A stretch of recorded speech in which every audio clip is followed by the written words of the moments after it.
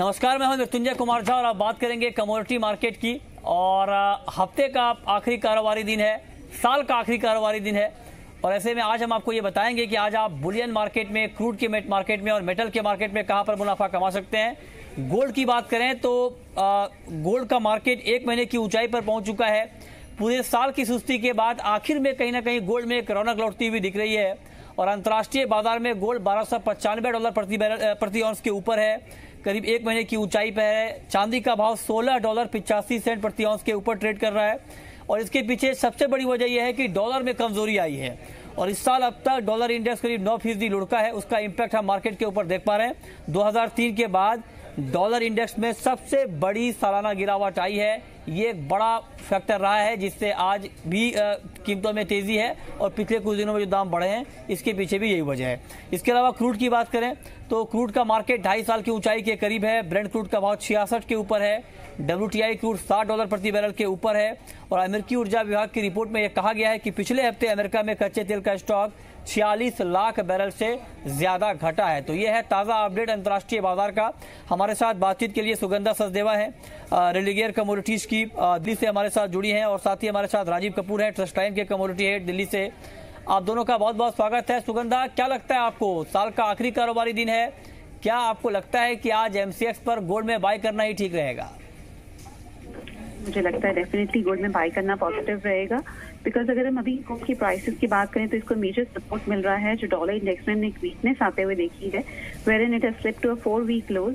ये एक major factor है जो गोल्ड के प्राइसेस को सपोर्ट कर रहा है। जो यूएस में टैक्स रिफॉर्म्स पास हुए हैं उससे यूएस का जो इकोनॉमिक आउटलुक है उसके लेके काफी कंसर्न्स आ गए हैं मार्केट में और यही एक मेजर रीजन है जिसकी वजह से डॉलर इंडेक्स में गिरावट आते हुए देखी है और ये गोल्ड के प्राइसेस को काफी हद तक सपोर्ट कर रहा है।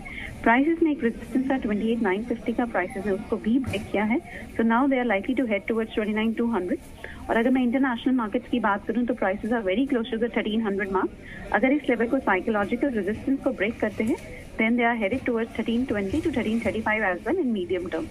ओके, राजीव कपूर, आपका कमेंट क्या होगा? आपको लगता है कि आज बाजार में बाई करके चलना ही बेहतर रहेगा, यहाँ पर ठीक ठाक मुनाफा मिल सकता है इंट्राडे में? गुड मॉर्निंग मृत्युंजय जी। देखिए, मुझे ऐसा लगता है कि $1300 एक अहम रेजिस्टेंस है। फिलहाल यहाँ पर बाइंग मैं एडवाइस नहीं करूंगा क्योंकि बाजार ऑलरेडी एक बहुत बड़ी रैली ले चुका है। अगर मैं नीचे से पकड़ के चलूं तो तकरीबन बाजार 4% के आसपास की रैली पकड़ चुका है, तो मैं थोड़ा सा करेक्शन एक्सपेक्ट कर रहा हूँ आज के दिन। मुझे लगता है बाजार एक बार थोड़ा नीचे आ सकता है और 28,800 28,750 तक के टच छू सकता है। ओके, तो आप कह रहे हैं कि यहाँ पर गोल्ड में बेचकर मुनाफा मिलेगा 29,050 के लेवल पे, टारगेट होगा 28,910 रुपए का। इस पर आप नजर रखिए। लेकिन आज कहीं ना कहीं अंतर्राष्ट्रीय बाजार में एक रौनक लौटी है और आप देख पा रहे हैं अपनी स्क्रीन पर एस्ट्रॉन पेपर की लिस्टिंग। एक शानदार लिस्टिंग होते हुए दिखाई पड़ रही है मुझे एस्ट्रॉन पेपर की। करीब 120 रुपए पर ये शेयर लिस्ट हुआ, जबकि इसका इशू प्राइस 50 रुपए था, यानी कि करीब 70 रुपए के प्रीमियम पर ये शेयर आज लिस्ट होता हुआ दिखाई पड़ रहा है। पेपर कारोबार में ये कंपनी कामकाज कर रही है और सबसे बड़ी चीज की हिस्टोरिकली भी इस IPO की एक स्ट्रॉन्ग प्रेजेंस रही है। दूसरा सबसे ज्यादा सब्सक्राइब होने वाला ये IPO रहा पिछले पूरे साल में और इस साल की एंडिंग भी, क्योंकि वैसे भी पूरा साल IPO मार्केट में काफी गुलजार रहा और ये जो लिस्टिंग हो रही है साल के एंड तक आते आते वो भी काफी शानदार होकर पड़ रही है। 120 रुपए यानी 141% प्रीमियम पर ये IPO लिस्ट होता दिखाई पड़ रहा है। 45 से 50 रुपए इसका प्राइस बैंड था और करीब 243.3 गुना ये IPO सब्सक्राइब होता हुआ दिखाई पड़ा था। कंपनी एक छोटा IPO लेकर आई थी, करीब 70 करोड़ रुपए यहाँ पे IPO के जरिए कंपनी ने जुटाने की योजना बनाई थी और करीब 1.5 करोड़ के आसपास शेयर्स बेचे भी थे। लेकिन एक स्ट्रॉन्ग लिस्टिंग ये इंडिकेट करती है कि जिस तरह से कंपनी है, जिस तरह के रिस्पांस के IPO को देखने को मिला था उसी तरह के रिस्पांस के लिस्टिंग को भी देखने को मिला है।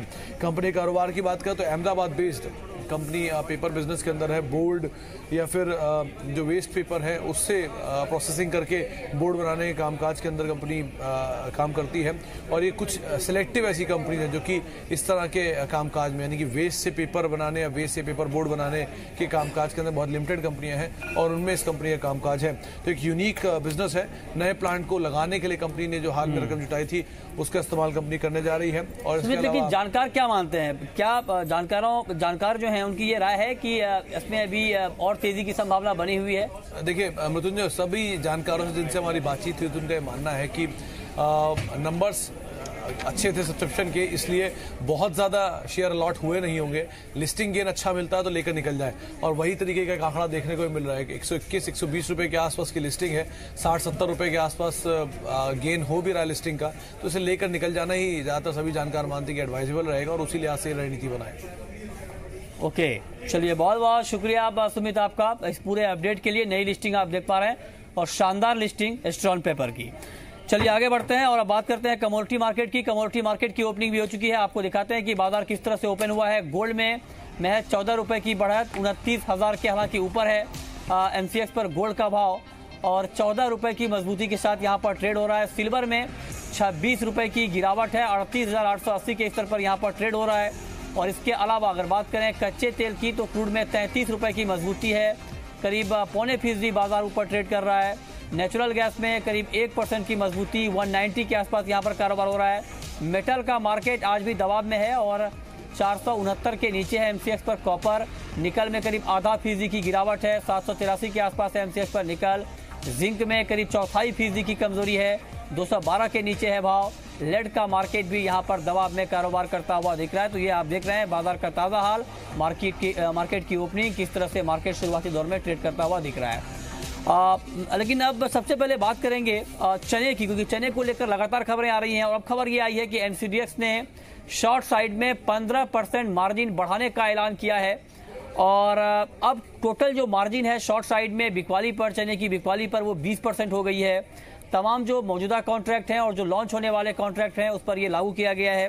1 जनवरी से ये इफेक्टिव होगा और उसका इम्पैक्ट ये है कि आज करीब 40 रुपए शुरुआती दौर में वायदा बाजार में चना ऊपर है। राजीव कपूर, क्या लगता है आपको मार्जिन का और कितना इम्पैक्ट आप देख रहे हैं चना वायदा पर?